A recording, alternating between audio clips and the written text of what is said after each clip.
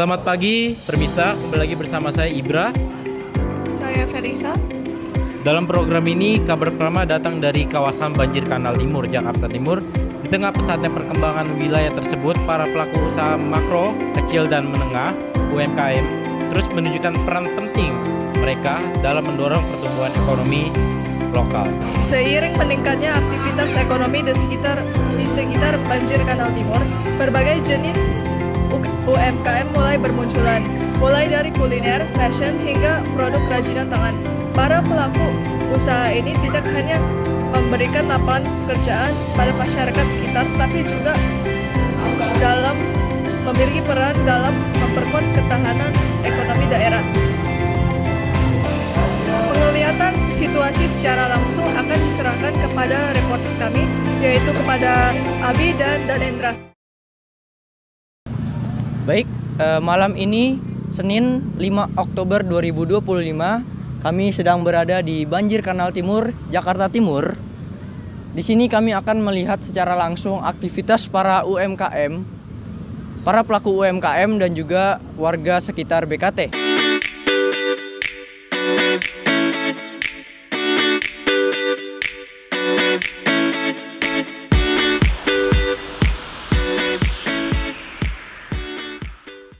Oke, baik, di sini masih dengan saya Abi. Saya masih di lokasi, tepatnya di depan sentral BKT.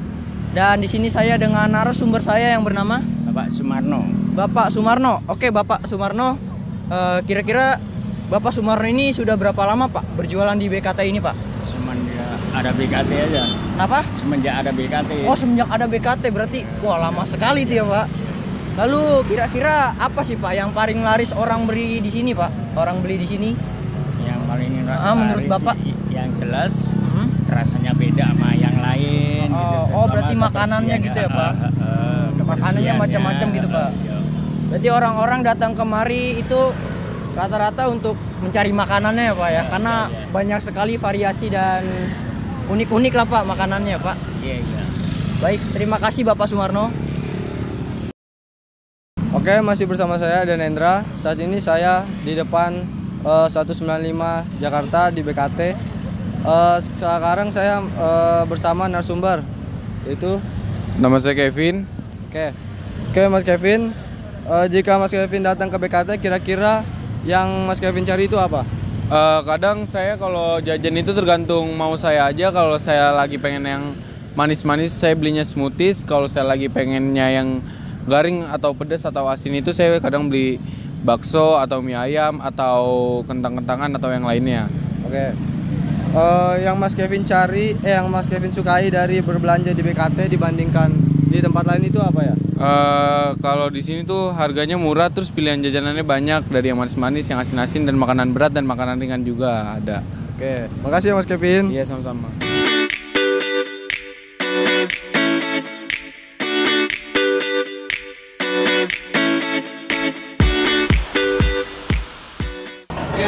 Stasiun MRT Duku Atas merupakan salah satu titik transit tersibuk di Jakarta yang strategis dan terhubung langsung dengan berbagai media transportasi seperti KRL, Transjakarta, dan LRT. Menjadikannya stasiun ini pusat mobilitas warga ibu kota. Setiap sore antrean penumpang terlihat mengular di area peron maupun pintu masuk stasiun. Banyak masyarakat membeli MRT karena dinilai lebih cepat, nyaman, dan efisien dibandingkan transportasi lain di tengah kemacetan ibu kota.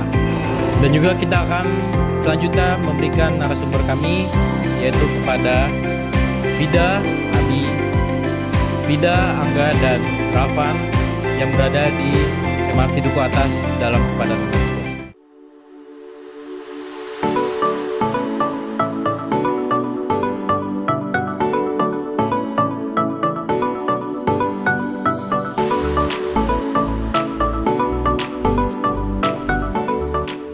Terima kasih kepada rekan-rekan saya, Felis dan Ibra. Hari ini, tanggal 3 Oktober 2005, saya berada di stasiun MRT Duku Atas untuk melihat keramaian yang ada di stasiun MRT Duku Atas bersama rekan-rekan wawancara saya, Vida dan Rafan. Terima kasih.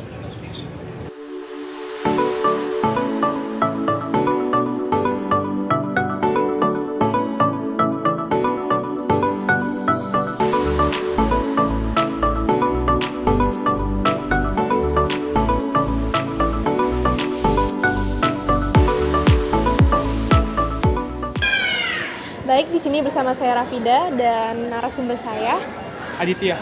Oh iya, kakak kesibukannya apa ya kak? Sekarang saya lagi kerja sih, lagi full time kebetulan. Iya. Baik, di sini izin bertanya ya kak. Iya. Kenapa kakak memilih MRT sebagai transportasi dan juga kesan-pesan kakak nih selama naik MRT di jam-jam sibuk? Oh, karena sebenarnya kalau MRT itu kan udah publik ya, jadi secara akses pun lebih mudah daripada kita harus mengeluarkan uang lebih banyak lagi untuk misalkan yang transportasi online ya. Kalau MRT kan lebih murah ya, dan dia pilihan aksesnya juga menurut aku lebih rapi lah dan lebih runtut gitu. Iya. Kalau misalkan di jam-jam hektik itu sebenarnya nggak terlalu ngaruh ya, karena ya kita pun kan sebenarnya sama-sama ngelaju, ada yang dari Depok, ada yang dari Tangerang gitu. Jadi ya sebenarnya sama-sama bermanfaat juga gitu loh. Gitu sih kalau dari aku. Kak, terima kasih ya kak atas Iya. waktunya. Semoga nyaman perjalanannya. Iya, terima kasih. Baik, saya Rafan. Kali ini saya sudah dengan narasumber yang bernama Diani. Oke, Ibu. Menurut Ibu bagaimana kondisi kepadatan penumpang MRT pada saat jam pulang kerja? Kalau untuk kepadatan sih masih bisa ditolerir ya, artinya masih nyaman. Sekalinya penuh pun juga kita masih bisa berdiri dengan baik tanpa harus desek-desekan dibanding ke KRL. Apakah kepadatan itu bisa mengganggu Ibu pada saat perjalanan? Enggak sih, sama sekali enggak. Menurut Ibu bagaimana pihak pengelola untuk mengurangi kepadatan ini? Saya rasa sih jam tiba MRT-nya pas menjelang pulang kantor tuh dipepetin gitu loh, dipercepat dibarengin gitu gitu ya, loh. Bu? Oke, makasih Ibu atas iniannya. Ya, makasih Ibu.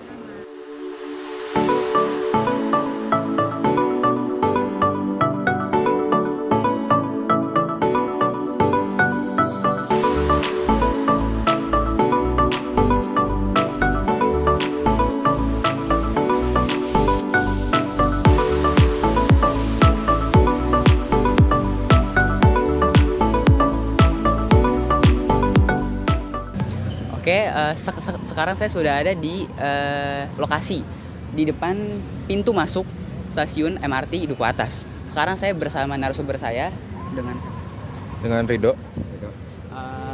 Kepada Kak Rido, bagaimana kondisi keramaian dan kepadatan ini? Apakah mempengaruhi pendapatan kakak di Gojek?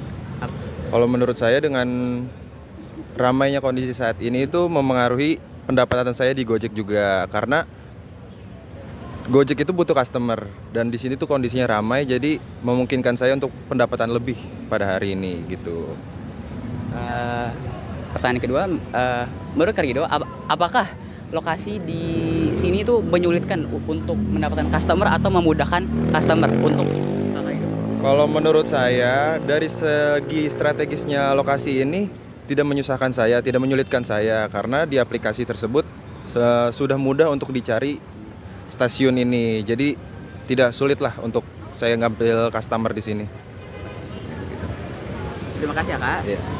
Udah gitu.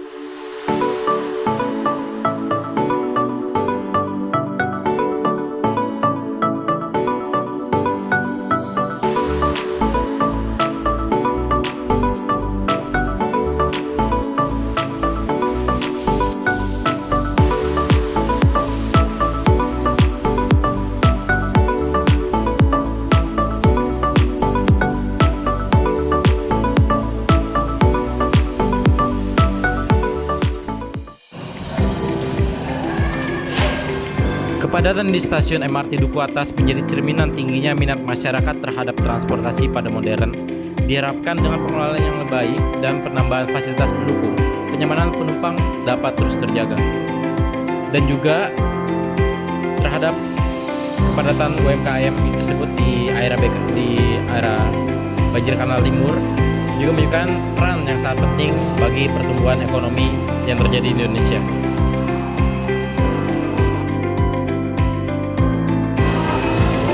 Demikian laporan kami mengenai situasi kepadatan MRT Duku Atas pada sore hari dan juga situasi UMKM di sekitar Banjir Kanal Timur. Saya Felisa Luis. Saya Bra, pamit undur diri. Sekian dan terima kasih. Wassalamualaikum warahmatullahi wabarakatuh.